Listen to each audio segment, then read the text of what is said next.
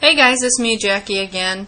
I promised you guys back in November, as soon as I had a chance, I would put together everything I found out about everyone that's having these strange and unique type dreams about Barack Obama. I'd put it together for you. Well, so far, I've had over 150 responses. I've got a few, not very many, video responses. I found a few people who have made videos online about having dreams about Obama. Now, 150 people may not sound like a lot of people, but considering just the few that, got a chance to view it, I tend to think that there might be more people out there having dreams about Barack Obama.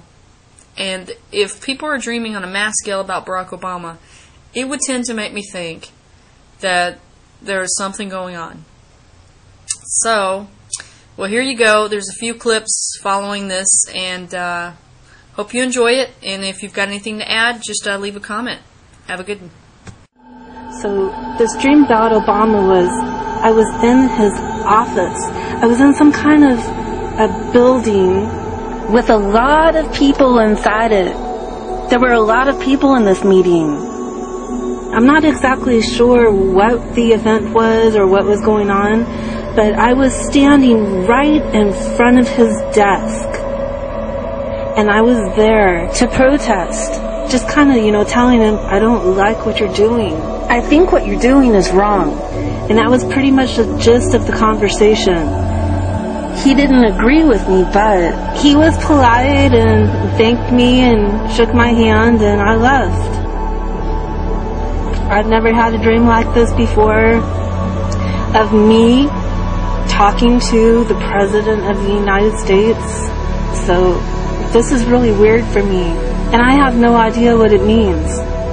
I had that dream on August 4th, 2009.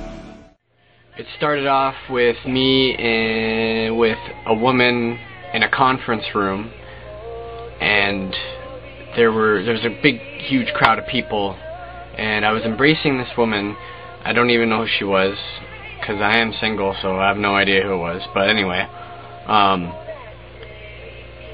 the crowd was cheering, and over to my almost immediate right was President Obama.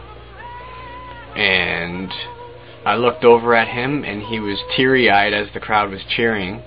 There was tears coming down his face, and he looked very sad. And it wasn't a happy cry; it was a sad cry. And people were cheering for him, and they were putting up their index finger like this.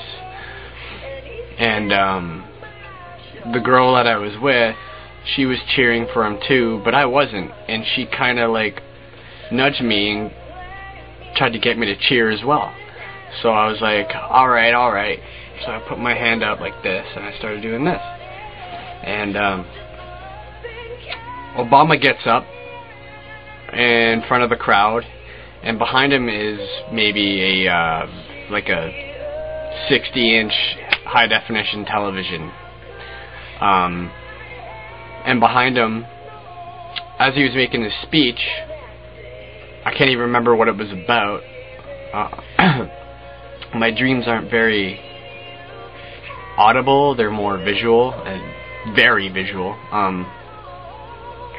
But anyway, he was making the speech, and the crowd went silent, and behind him on the TV was some kind of horror movie. Now, I don't know why, but it was a horror movie, and it's kind of funny because I can actually remember Tim Robbins in it.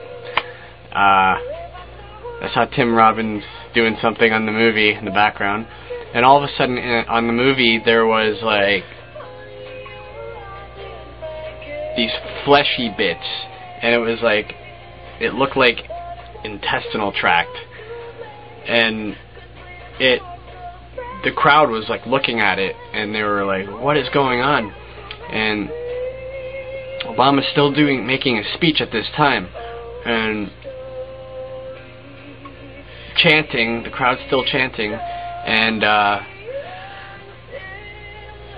on the TV, the stuff that was on it started coming out and kind of wrapped itself around him and engulfed the president, and he disintegrated. And I was telling people it was okay, everything's going to be okay, and then people started to scatter and leave the building, and this is when I woke up. There are an awful lot of people who love Tim Hortons. In this dream, I was in a hotel room with my girlfriend and Barack Obama. And Barack was sitting down in a chair.